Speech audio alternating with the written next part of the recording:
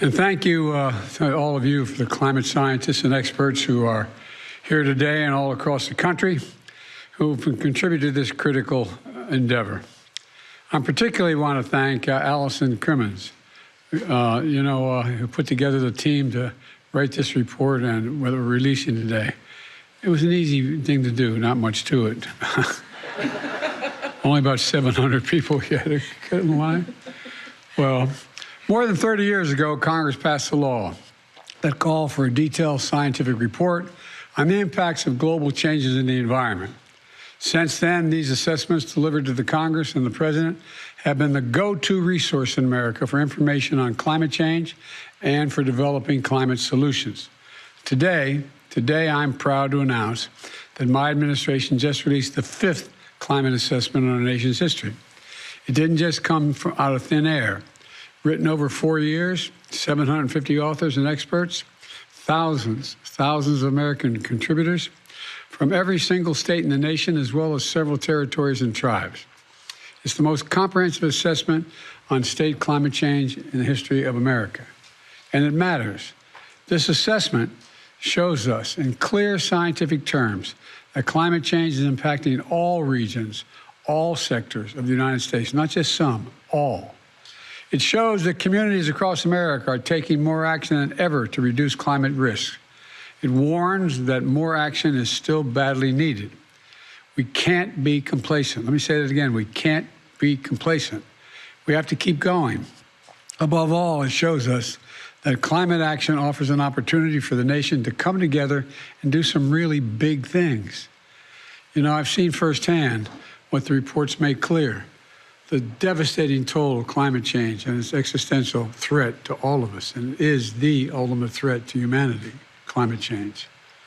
I've walked the streets of Louisiana, New Jersey, New York, Florida, Puerto Rico, where historic hurricanes and floods wiped out homes, hospitals, houses of worship, just wiped them right off the map. I've met with families in Texas, Kentucky, Mississippi, where catastrophic winter storms and tornadoes devoured everything in their path: schools, businesses, police stations, the firehouse.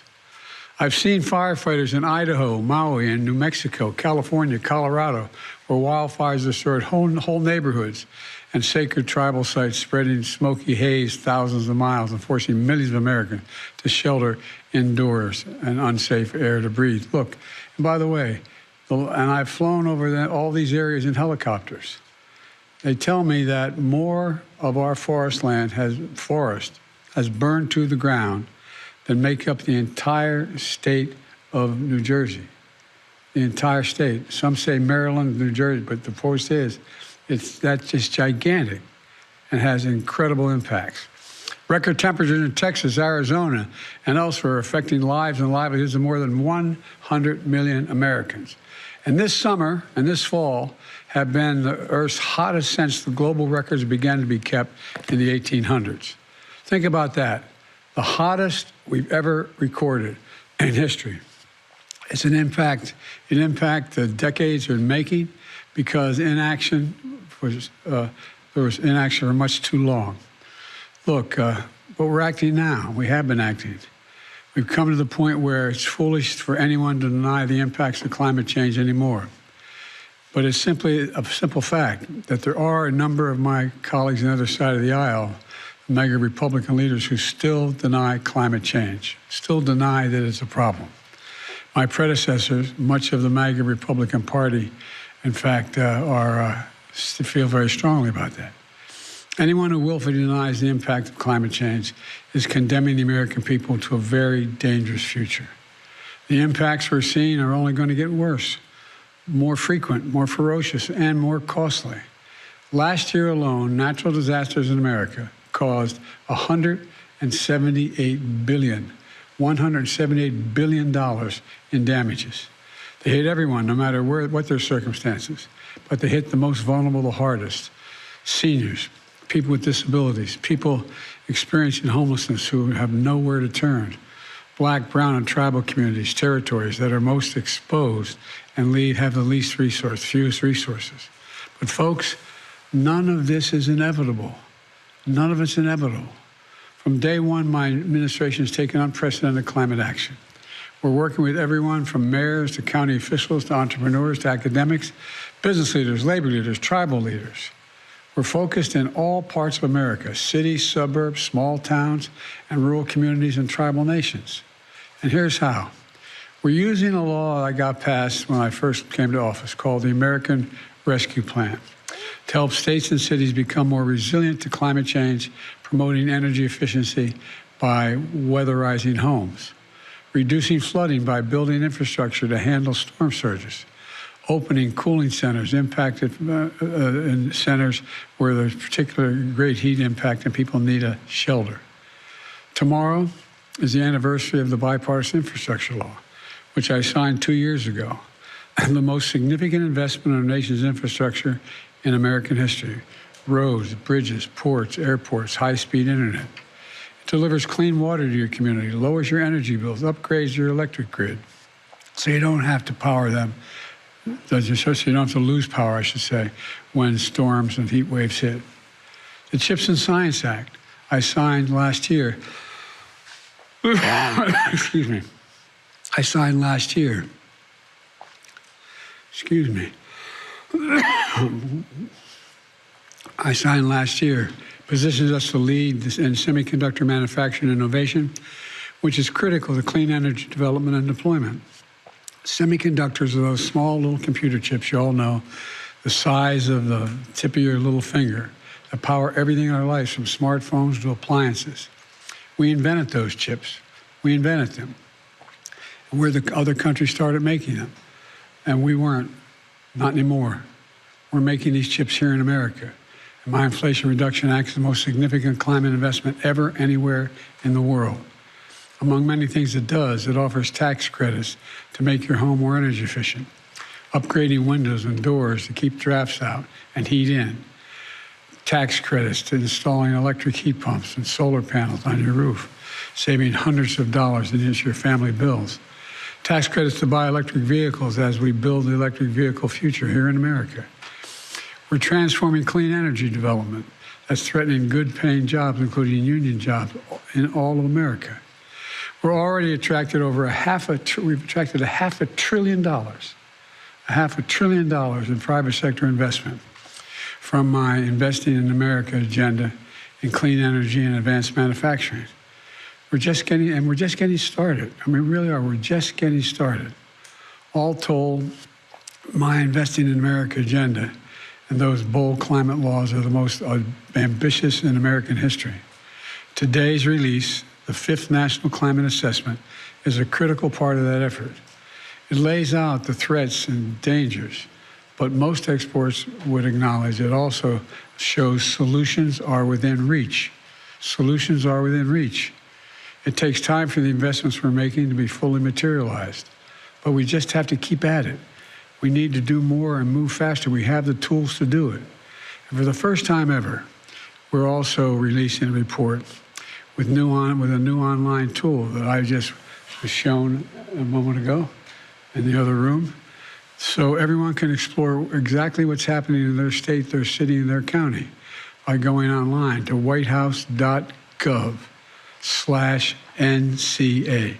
whitehouse.gov/NCA. That's very different from the previous administration that tried to bury this report. They didn't even want to make sure this report even came to light. We're shining, we're sharing this report in detail with the American people so they know exactly what they're facing and what we're going to have to do. But that's not all. Along with this assessment, I'm announcing $6 billion in new investments from the Inflation Reduction Act and the bipartisan infrastructure law to make communities across the country more resilient to climate change. This funding will be administered by the Department of Energy, the Environmental Protection Agency, the Department of Interior, and the Federal Emergency Management Agency.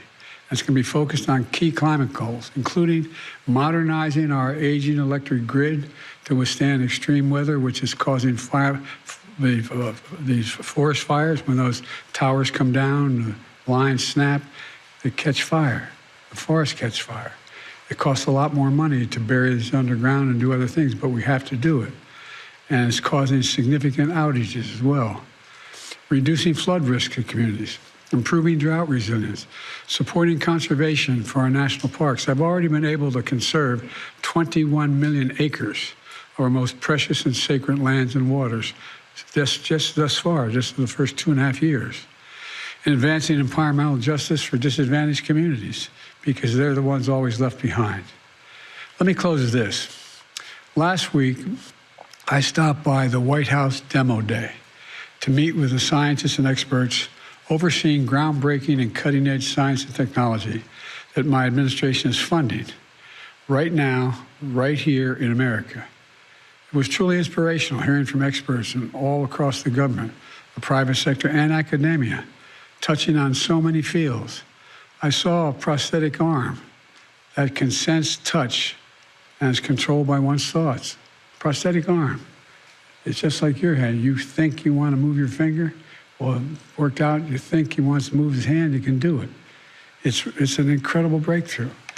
Electric heat pumps to help old homes transition to clean energy homes of the future. Robots for ocean exploration that survey marine life along unmapped seafloors where barely any light penetrates, and so much more. It was a reminder, at least for me, of what I've long believed, that America can be defined by a single word. I mean this sincerely. The single that I was asked by Xi Jinping years ago when we were in the Tibetan Plateau, could I define America? I said, yeah, one word, possibilities, possibilities. In this administration, America will be the place where great science changes what's possible. That's why I've never been more optimistic about America's future. We just have to remember who we are. We're the United States of America. And there's nothing beyond our capacity if we work together. Well, God bless you all, and may God protect our troops. Thank you, thank you, thank you. Sir, is this going to be part of your meeting with Xi tomorrow, sir? And how would you define success with your meeting with President Xi?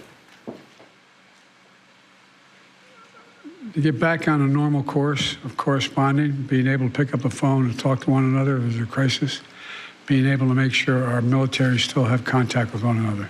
We can't take,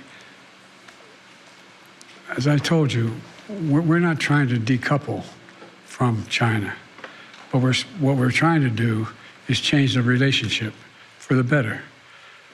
From my perspective, if in fact the Chinese people who are in trouble right now economically, if the average if the average citizen in China was able to have a decent paying job, that benefits them and it benefits all of us. But I'm not going to continue to sustain the support for positions where if we want to invest in China, we have to turn over all our trade secrets. Hi, everyone. George Stephanopoulos here. Thanks for checking out the ABC News YouTube channel. If you'd like to get more videos, show highlights, and watch live event coverage, click on the right over here to subscribe to our channel. And don't forget to download the ABC News app for breaking news alerts. Thanks for watching.